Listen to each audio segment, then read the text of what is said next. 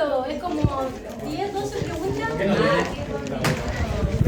Y términos variados. Entretenido. Y se ve en nuestra cara, más. No, que me gusta hacerlo. ¿O le gusta a todos siempre? Somos como los gatos. Empezamos y que nos terminamos.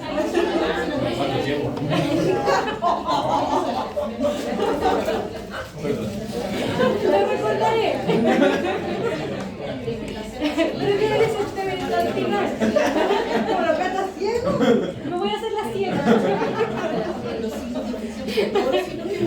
Vamos a seguir con respiratorio. ¿Ya? Ahora sigue, entonces lo bueno es que en la primera parte alcanza a pasar todo lo que es complejo respiratorio felino, ¿ya? Que, insisto, les puede llegar a un paciente de edad avanzada, pero lo más común son gatitos pequeños, ¿ya? Entonces, insisto, ustedes tienen un rol muy importante para que ese paciente esté lo mejor posible y no empeorar más su calidad de vida, ¿ya? Entonces, ahora vamos a pasar a otra enfermedad que yo creo que es demasiado frecuente, la verdad, en medicina felina, pero está súper subdiagnosticada, ¿ya? ¿Por qué? Porque muchas veces los signos clínicos, los tutores los asocian con signos gastrointestinales, ¿ya? La mayoría de las veces estos pacientes con asma felina, ¿ya? Les van a llegar a consulta por motivo porque el gato vomita así, ¿ya? Si ustedes piensan gastrointestinal con respiratorio, nada que ver, ¿ya? Pero para los tutores, obviamente, como no saben identificar muchas veces los signos, la mayoría, yo todos los gatos que vi alguna vez por asma, que fueron muchos, ya venían por vómitos frecuentes, ¿ya? Entonces, la asma felina es una enfermedad inflamatoria, principalmente de vías respiratorias bajas, ¿ya? Y que está asociada a una exposición o contacto con alérgenos, ¿ya? El paciente presenta la signología con eso. ¿Respiratorias bajas? Sí, perdón. Lo que lo hace vomitar es como...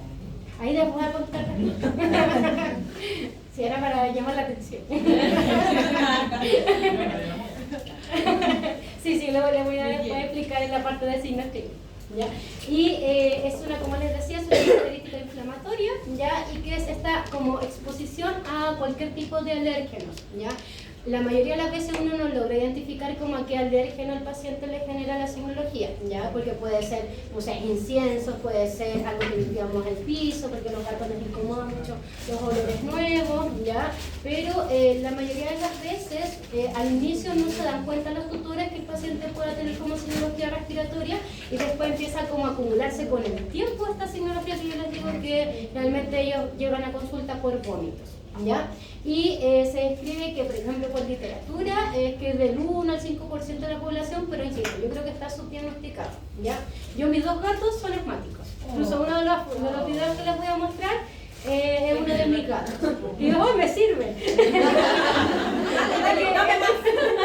Es que no, pero de hace tiempo el video, ya, pero me sirve para las clases. Es su crisis asmática. Y lo otro que es común como en pacientes de edad media, 4 o 5 años, ya, pero los pacientes la mayoría de las veces empiezan antes los signos clínicos, solo que son más leves, ¿ya? Y no son como tan perceptibles para el tutor. Entonces, la etiopatogenia se describe que es muy similar incluso al tema de los humanos, ya las alergias, como por ejemplo, como les decía, como por aeroalérgenos, ¿ya? Y también se comienza a generar como una remodelación a nivel de los bronquios, ¿ya? Que incluso los bronquios empiezan como a disminuir su lumen, ¿ya? Incluso por eso es súper característico uno de los signos clínicos que son las sibilancias, ¿ya? ¿Recuerdan cómo son las sibilancias de Semium? ¿Ya?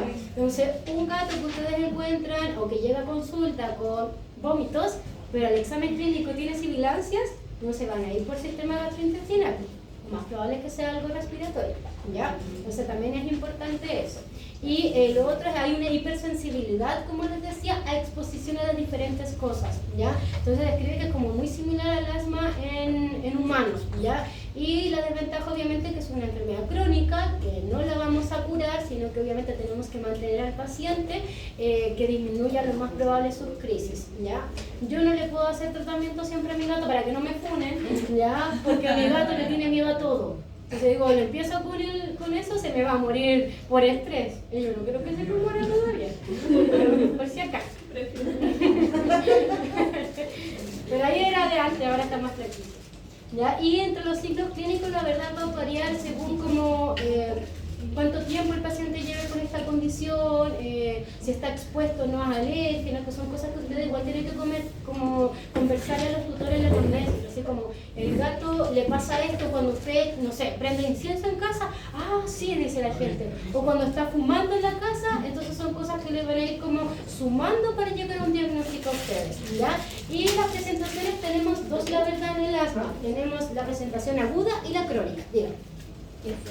Si tengan sobrepeso, pues... Sí, son como más predispuestos aquellos pacientes a generar signología del sistema respiratorio en general. Sí, al igual que los perros, cuando están gordos. ¿Tiene el gato gordo y el gato? Sí, los dos. El gato gordo, los dos.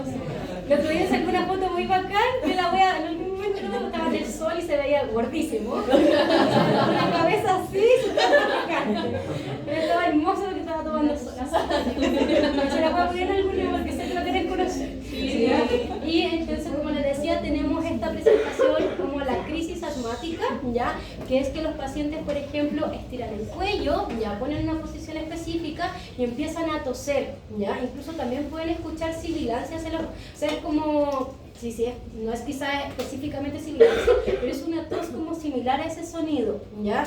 Entonces los pacientes ahí, por ejemplo, ellos pueden toser muchas veces, ¿ya? Y en estas crisis, ellas como empiezan a hacer un esfuerzo por la tos, después viene el vómito. Ya, pero es por eso. No sé si alguna vez ustedes han estado muy resfriados, por ejemplo, con mucha tos y dan ganas de vomitar después, ¿ya? Entonces, sí, exacto. Es por la presión que ellos generan. Entonces ahí es cuando en la casa empieza a hacerse como esta confusión, ¿ya? Porque los tutores solo quizás, como la mayoría obviamente están fuera de casa, porque uno tiene que trabajar, tiene que hacer un montón de cosas, ¿ya? Ojalá uno pudiera estar todo el día con su gato, ¿ya? Pero no se puede. Y lo que ven los tutores obviamente cuando llegan es el vómito, ¿ya? Entonces ellos piensan, lo llevan a consulta porque no sé, el gato lleva un mes vomitando, ¿ya? Entonces no saben lo que pasa previo a eso. Por ejemplo, yo muchas veces lo que hago, les solicito a los tutores, grábelo. O sea, sé que en la crisis ahí yo lo hice, ¿ya? Pero quizás algunos se van a asustar, pero otros no, porque ya saben que es algo crónico y que a los gatos les va a pasar siempre. Yo incluso no uso ningún tipo de aerosol ni nada, y a él le da igual, y ahí cada vez le da más. Y también tenemos las crisis como, o sea, la presentación crónica, que es como esta tos de vez en cuando, ¿ya? Pero sí, lo más característico, como les digo, los tutores lo van a asociar más como algo gastrointestinal. Incluso acá les puse que muchas de las pacientes los tutores lo confunden como con la expulsión de bolas de pelo, ¿ya? Es súper importante, y creo que en la clase de gastrointestinal les comenté que no hay que normalizar los vómitos en los gatos, ¿ya? No es como, ay, que el gato tiene bolas de pelo y siempre hemos creído eso por los monitos, por estas cosas, la verdad, pero no, ¿ya? Un gato que vomita todas las semanas no es normal, hay que hacer exámenes. Obviamente dependiendo de la anamnesis, de la historia clínica, del examen físico, hay que ir haciendo otros tipos de exámenes, ¿ya?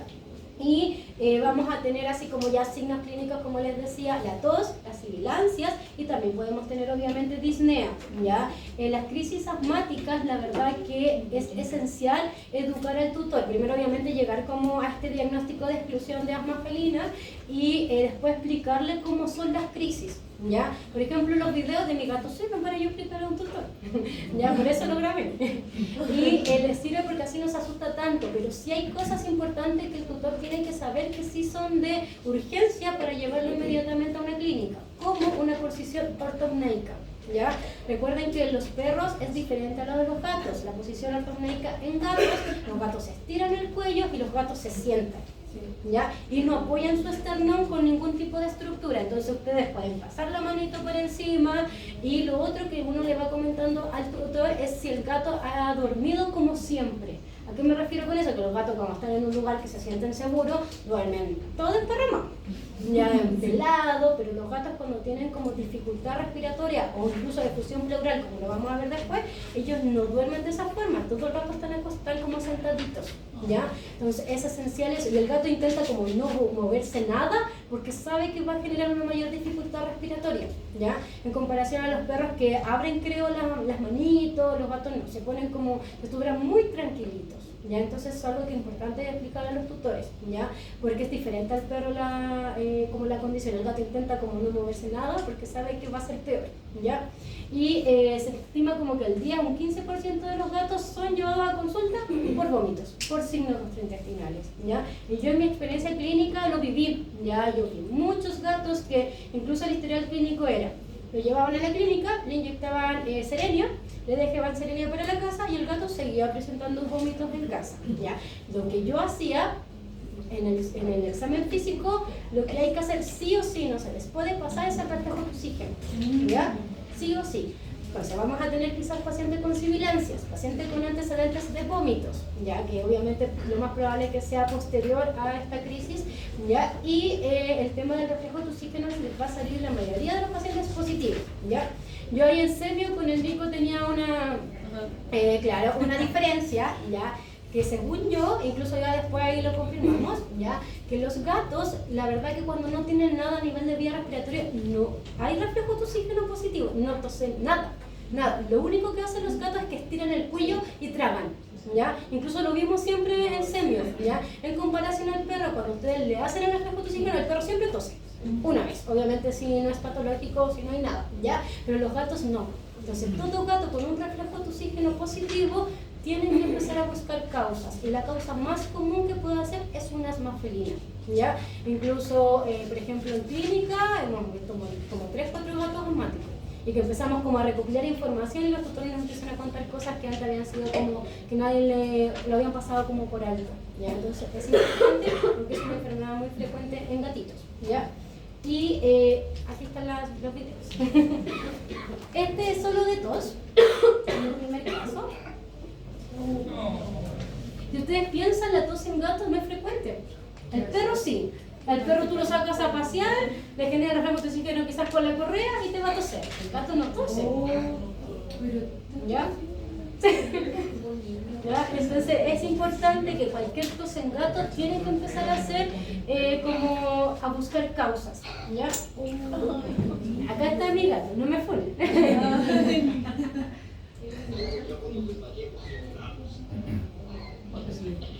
¿Vieron que es como una similar? Ese es mi gatito viejo. La profe, busque un veterinario. No, ¿saben que al principio? Porque yo incluso a él tiene asma desde muy chiquitito. Yo lo llevé a la universidad donde yo estudiaba y ahí va a vomitar. Ahí yo tuve que ir a la varias veces tengo que hacerlo porque siempre vomita.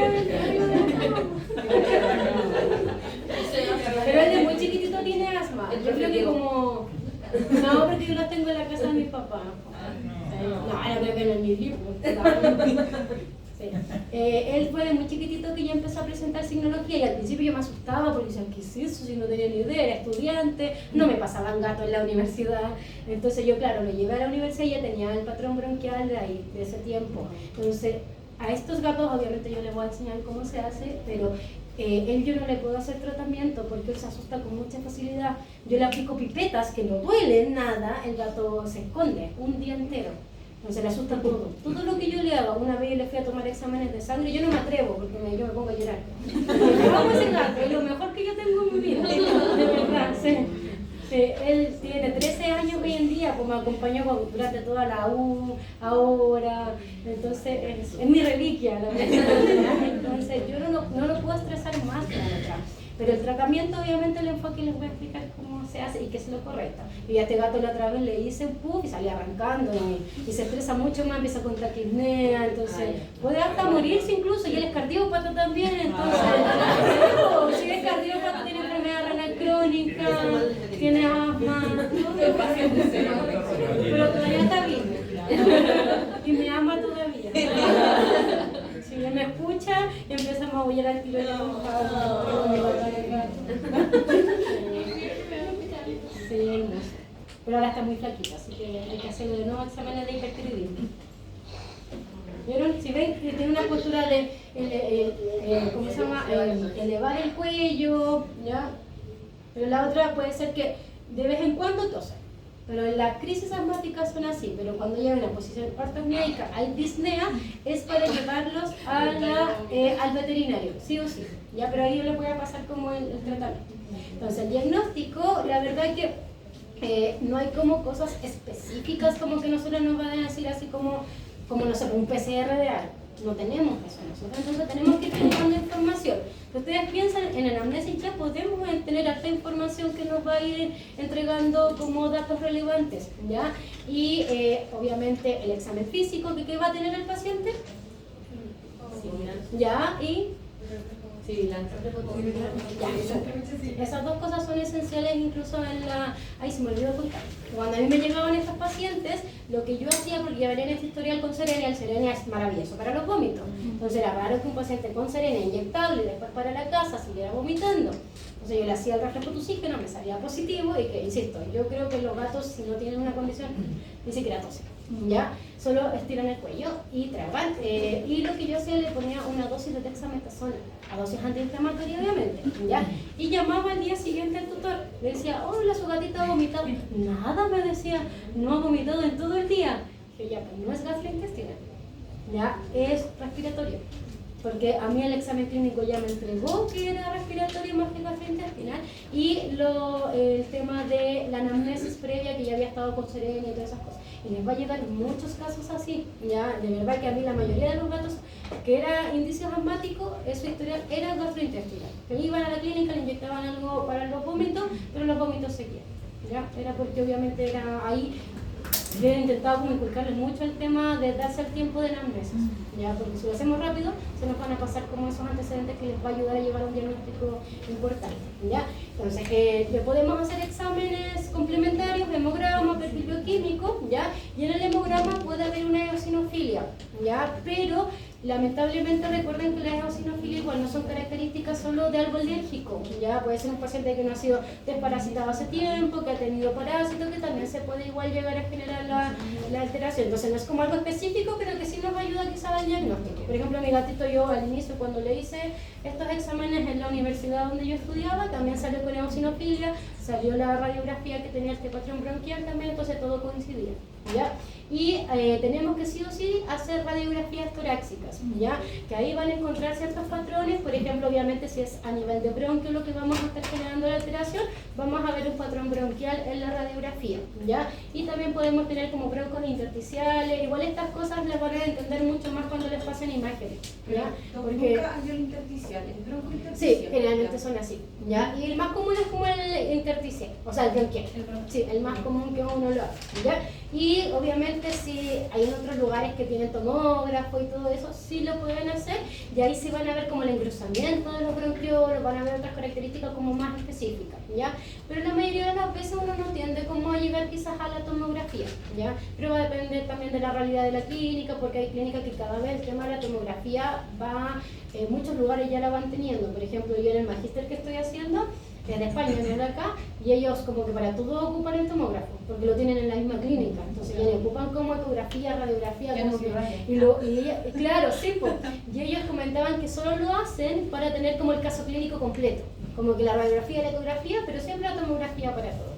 Era horrible porque yo tenía que revisar tomografías en las pruebas y no tengo ni idea de eso. Yo digo, en cualquiera, pero después se parece más. Sí, era muy difícil. ¿Ya? Entonces, como les digo, tomar sí o sí radiografías, ¿ya? Siempre en estos pacientes, obviamente ya la parte de imágenes no me voy a ahondar mucho en eso porque van a tener después imágenes. Creo que ahora imágenes la tienen en el último semestre. El otro ¿Pero el primero? Ah, ya.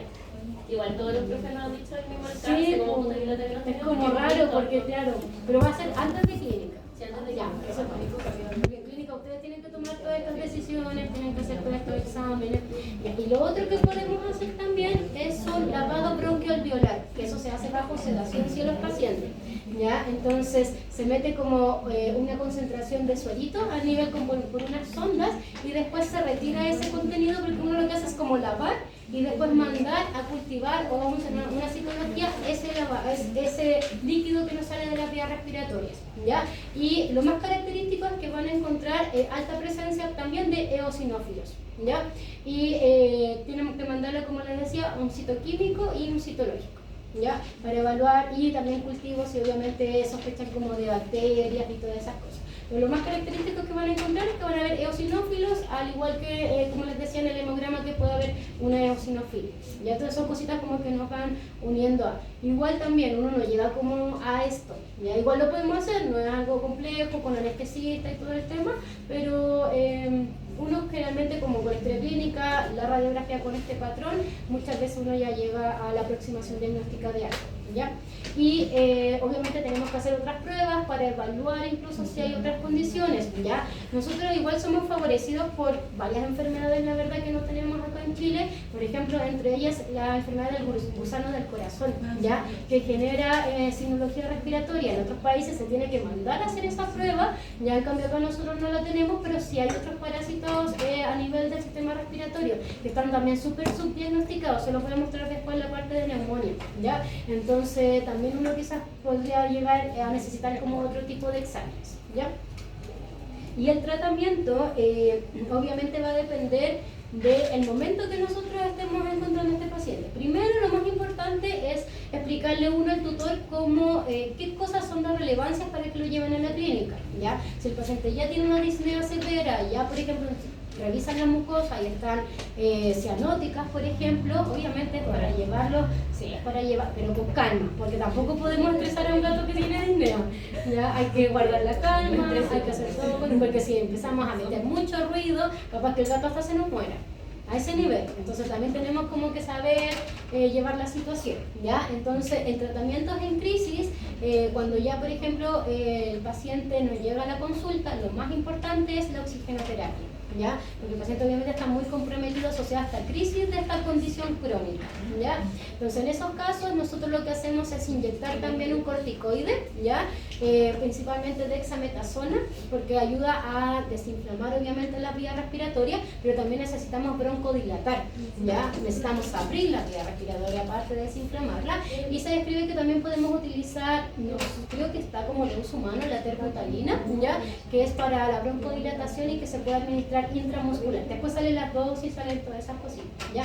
El salbutamol, por ejemplo, si el paciente no tiene una posición ortopneica, pero sí ha tenido una crisis asmática bien intensa y que el tutor quiera hacer algo, podemos dejarle SOS salbutamol, ¿ya? Porque es broncodilatador, nos va a ayudar a abrir las vías respiratorias obviamente para llegar a generar el efecto, ¿ya? Pero el salbutamol no podemos dejarlo a periodos prolongados o como tratamiento permanente, ¿ya? Es solo SOS. Incluso yo cuando se lo receto a los tutores se los dejo SOS como bien detalladito, dosis única en caso de crisis.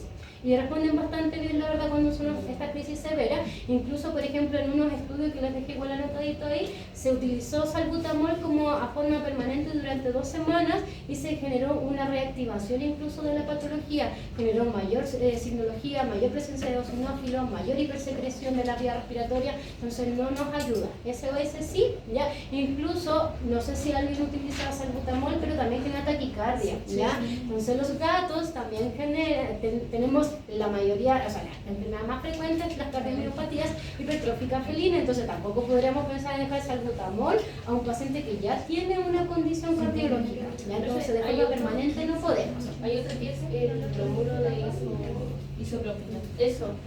Que ese, a diferencia del salbutamol, no genera taquicardia. Y ese es broncodilatador, ¿cierto? Sí, es como para las permanentes. Sí. ¿Ya? Entonces en estos casos es a explicarle al tutor qué cosas son importantes, tiene que llevarlo a la clínica. Por eso es importante como explicarle al tutor que su gato tiene asma, ¿ya? Porque el gato quizás no va a tener ninguna crisis, pero sí puede en algún momento necesitar la indicación de llevarlo a la consulta, ¿ya? Entonces es esencial eso. Entonces acá les dejé como las dosis de oxígeno, de dexametasona que podemos utilizar, ¿ya?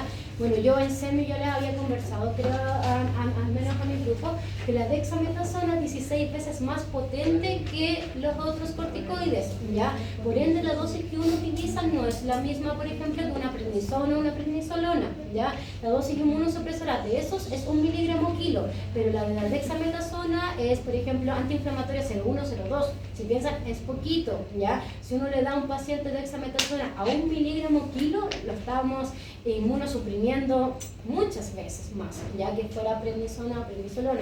Es importante que lo tengan como en consideración eso, ¿ya? Y nosotros el corticoide que tenemos como inyectable es la dexametasona, obviamente en consulta, ¿ya? Y ahí si ustedes ven la dosis 01, 02, que sale anotadito, ¿ya?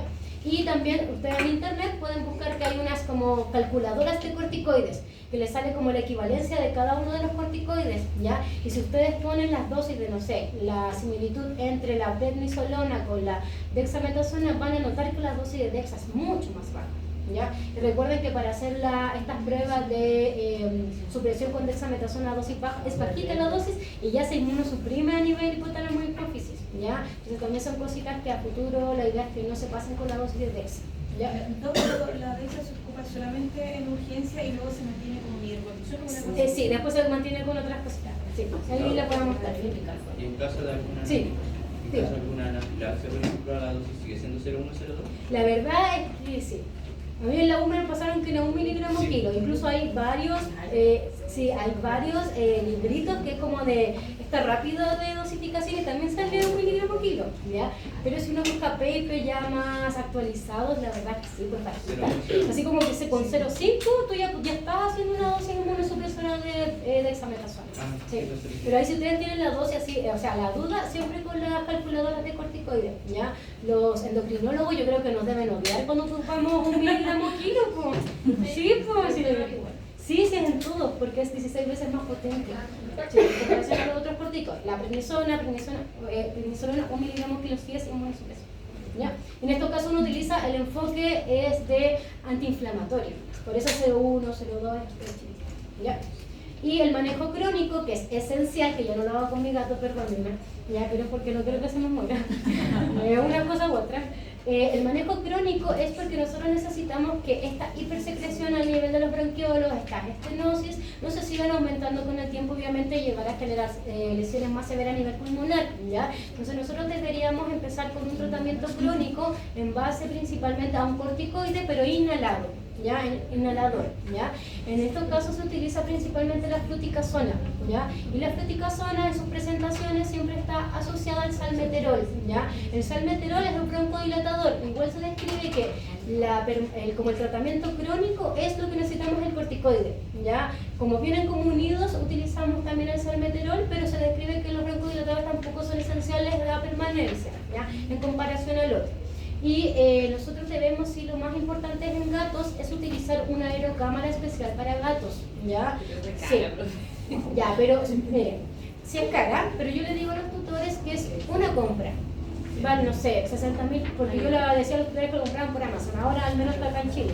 A mí todos los tutores, los que me hacían caso, lo compraban por Amazon, salía 60.000 pesos y lo tiene para siempre.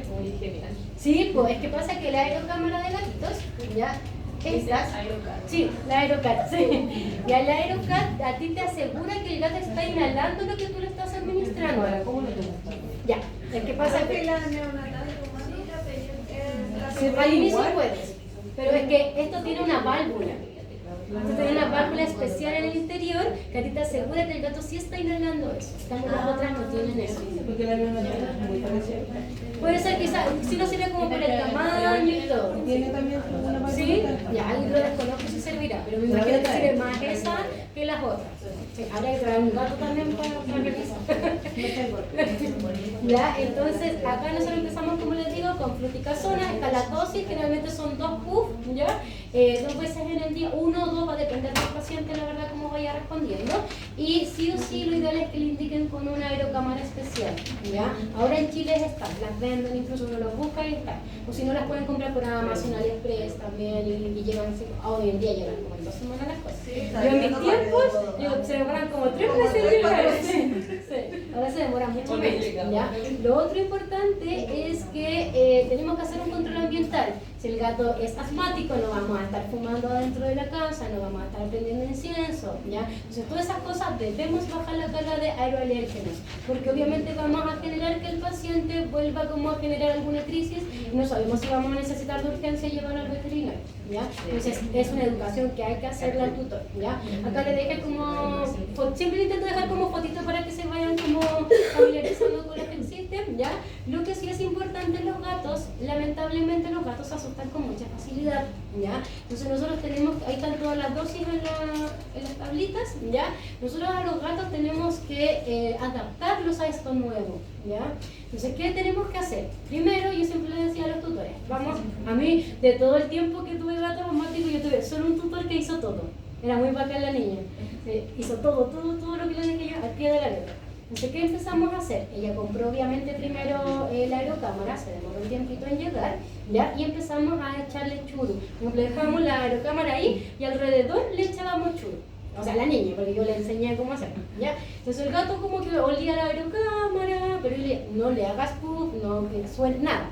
Solo, porque el gatito igual era un poquito asustadizo, ¿ya? Entonces le echaba el churu y después de una semana de eso, que él ya olía, ya como que se familiarizó, empezó como a acercarle la aerocámara, pero con churu adentro de la cocina, ¿ya? Entonces ella le ponía el churu, le ponía la aerocámara y él obviamente lo boteaba, sin ningún puff, todavía, ¿ya? Entonces ella empezó a notar que él empezaba ya a aceptar más, obviamente se demoró como 2 semanas, si no me equivoco, como ya en aceptar, como en quedarse más ratito cerca de la aerocámara. Después ella la hacía con la aerocámara, pero el puff lo hacía como lejos, netamente como para el ruido. Entonces el gato, como estaba pendiente del churu, seguía obviamente consumiendo el churu. Ya después ella se demoró, creo, si no me equivoco, 3 o 4 semanas en que socializara. No, pues era un par de años nomás. Sí, igual aparte que es caro. ¿En serio? No, no, es caro, son caras estas cosas. O sea, que yo soy asmática, pero que la dan en el consultorio. Entonces, ¿y con churu? Y con churu también. Porque me asustaba al principio.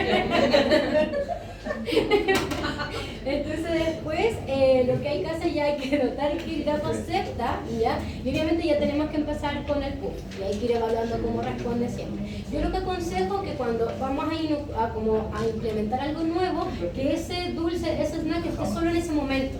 Porque si no el gato dice, si igual me van a dar más rato, ¿para qué voy a comérmelo? O sea, yo creo, empiezo a comer con ese. ¿Ya? Entonces solo que esté en ese momento. Entonces, ya por ejemplo, ya después yo le dejé el control como a los 15 días, que ya había empezado, y me dice el gato a las 7 de la tarde, está en el lugar que yo le hago el puff. Sí, así como, en serio, me mostró un video, como que el gato estaba sentadito. Él ya sabía que yo le daba ese puff. Ya, pero no todo obviamente es así.